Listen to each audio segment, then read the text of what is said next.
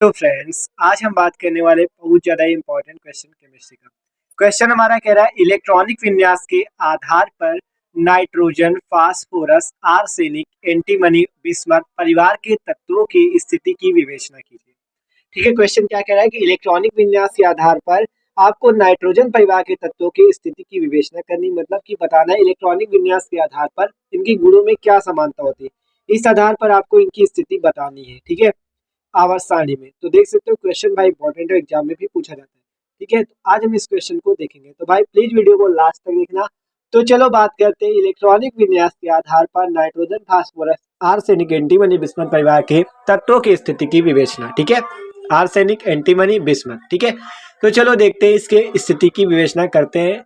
इसे आप नाइट्रोजन परिवार के तत्व कहो या nitrogen, phosphorus, arsenic, antimony, bismuth कहो। ठीक है, तो देखो बात करते हैं इसकी। तो भाई प्लीज वीडियो को लास्ट तक देखना। ठीक है, तो कह रहा है इलेक्ट्रॉनिक विन्यास के आधार पर पहले थ्योरी पढ़ते हैं फिर आगे समझते हैं। कह रहा आवर्त सारणी में nitrogen, phosphorus, arsenic, antimony, bismuth. ठीक है, क्या बात हुई? Nitrogen, phosphorus, arsenic, antimony, bismuth को वर्ग 15 फिफ्थ ए में रखा गया है।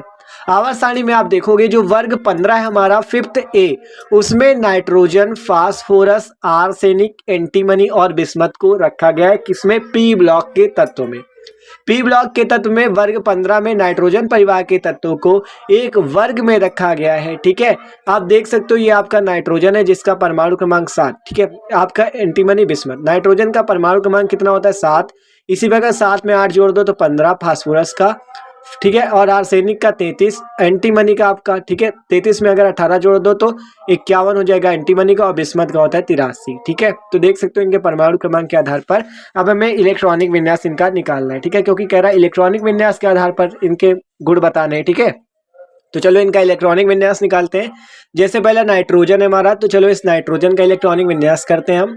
नाइट्रोजन का परमाणु क्रमांक कितना है? 7। ठीक है, तो हम गुणों की विवेचना करेंगे इलेक्ट्रॉनिक विन्यास के आधार पर। ठीक है, तो चलो हम इसका इलेक्ट्रॉनिक विन्यास निकालते हैं। नाइट्रोजन है, नाइट्रोजन का परमाणु क्रमांक कितना है भैया? 7।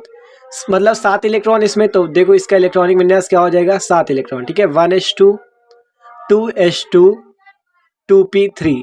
ठीक है, इलेक्ट्रॉन कितने? 2 2 4 3 7। ठीक है, 7 इलेक्ट्रॉन का करना था, मतलब इसका परमाणु क्रमांक 7, तो इस पे 7 इलेक्ट्रॉन और 7 प्रोटॉन। ठीक है, तो 7 आपका नाइट्रोजन का था तो हमने निकाल लिया इसका। अब निकालते हैं फास्फोरस का जिसका परमाणु क्रमांक 15 है। तो 1s2 2s2 2p6 3s2 और फिर क्या हो जाएगा? 3p3। ठीक है, क्योंकि 15 करने ना, तो 2 देखो 2 2 4 6 10 12 3 15। ठीक है, तो 15 इलेक्ट्रॉन 15 फास्फोरस का हो गया। ठीक है, देख सकते हो फास्फोरस का इलेक्ट्रॉनिक विन्यास 10 12 3 15। ठीक है, अब अगला निकालते हैं आर्सेनिक जिसका परमाणु क्रमांक है 33। ठीक है, तो इसका निकालते हैं। देखो 33 का तो क्या हो जाएगा? 1s2 2s2।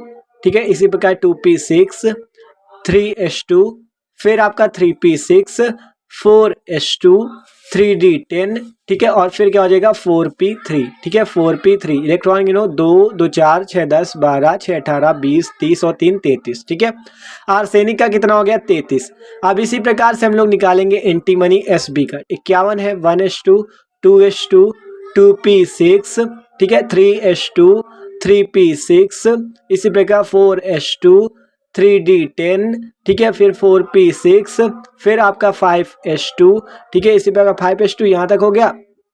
अब आगे देखो क्या हो जाएगा? 5s2 तक हो गया, देख सकते हो 4p6 और 5s2। अब क्या हो जाएगा आपका? 4d10। ठीक है, जैसे 3d10 वैसे 4d10। अब 5p3 देख सकते हो 51 करने ना, 2 2 4 6 10 12 6 18 20 30 36 38 48 3 51। ठीक है, 51 हो गया। अब इसी प्रकार 83 का निकालते हैं। तो भैया 83 का निकालो 1s2 यहाँ तक 5p6 तक आपको उसी प्रकार निकला। 2p6 3s2 3p6 4s2, मतलब पूरा वहीं तक आपको उसी तरह लिखना है। 3d10 फिर 4p6।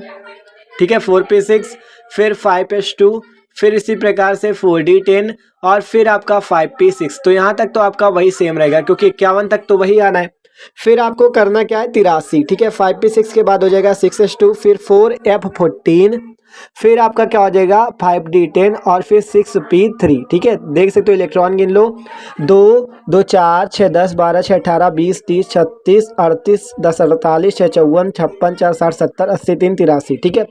बिस्मत का कितना हो गया 83। तो देख सकते हो इसका भी इंपॉर्टेंट था और आसानी से हमने निकाल लिया, ठीक है। तो इलेक्ट्रॉनिक विन्यास में कुछ नहीं रखा, अगर ना आता हो तो आप वीडियो जाके देख सकते हो, चैनल पे आपको मिल जाएगी, ठीक है। इलेक्ट्रॉनिक विन्यास कैसे निकाला जाता है, ठीक है।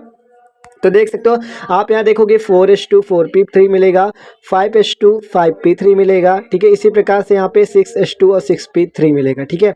मतलब आपको ऊपर से 2s2 2p3 3s2 3p3 4s2 4p3 5s2 5p3 और 6s2 6p3 मिल रहा है हर जगह, देखो 2p3।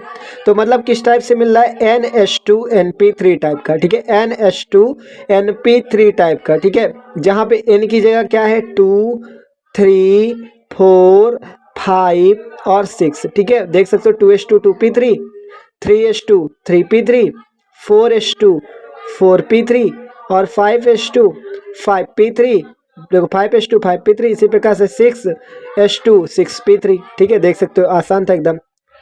तो हमने इलेक्ट्रॉनिक विन्यास के आधार पर ये निकाल लिया, ठीक है। अब हम क्या लिखेंगे इसको देखते हैं। देखो कह रहा था इलेक्ट्रॉनिक विन्यास के आधार पर नाइट्रोजन परिवार के तत्वों की स्थिति की विवेचना कीजिए, ठीक है। तो आप देखो क्या करेंगे हम यहाँ पे हम लिखते हैं, देखो कि इन तत्वों के अंतिम कोष का इलेक्ट्रॉनिक विन्यास NH2NP3 होता है। इसी कारण से इन्हें एक साथ एक ही वर्ग में रखा गया है। क्यों एक वर्ग में रखा गया है, वर्ग 15 जो हमारा वर्ग 5th A है, इसमें हमने इसको क्यों रखा हुआ है, क्योंकि इसके बाह्य कोष का इलेक्ट्रॉनिक विन्यास कितना है भैया, NH2NP3 है, ठीक है। तो देख सकते हो आप, यही चीज़ हमें बताना था कि NH2 मतलब क्यों रखा जाता है, क्योंकि इनके बाह्य कोष का इलेक्ट्रॉनिक विन्यास NH2NP3 होने के कारण इन्हें हम वर्ग 15 और 5th A में रखते हैं, ठीक है। तो देख सकते हो यही बताना था कि इलेक्ट्रॉनिक विन्यास के आधार पर नाइट्रोजन परिवार के तत्वों की स्थिति की विवेचना कीजिए। तो कर दी हमने, ठीक है। आप थोड़ा इसके बारे में और जान लेते हैं। अगर बात करें जो नाइट्रोजन परिवार के तत्व है, इन्हें सम्मिलित रूप में, मतलब जो पूरे नाइट्रोजन परिवार के हमारे तत्व हैं, इन्हें सम्मिलित रूप में निकोजन भी कहते हैं। क्या कहते हैं हम लोग भाई, इन्हें निकोजन के नाम से जानते हैं, तथा इनके यौगिक को निक्टाइड्स भी कहते हैं। क्या कह रहा है, निकोजन के नाम से जो नाइट्रोजन परिवार के तत्व है इन्हें हम निकोजन के नाम से जानते हैं, तथा इनके यौगिक निक्टाइड्स कहलाते हैं। इनके यौगिक क्या कहलाते हैं भैया, निक्टाइड्स कहलाते हैं, ठीक है। इनके यौगिकों को हम क्या कहते हैं, निक्टाइड्स, और सम्मिलित रूप में जो होते हैं वो निकोजन कहलाते हैं, तथा इनके यौगिक निक्टाइड्स कहलाते हैं, ठीक है। तो देख सकते हो ये था, ये निक्टाइड्स हो गया, ठीक है।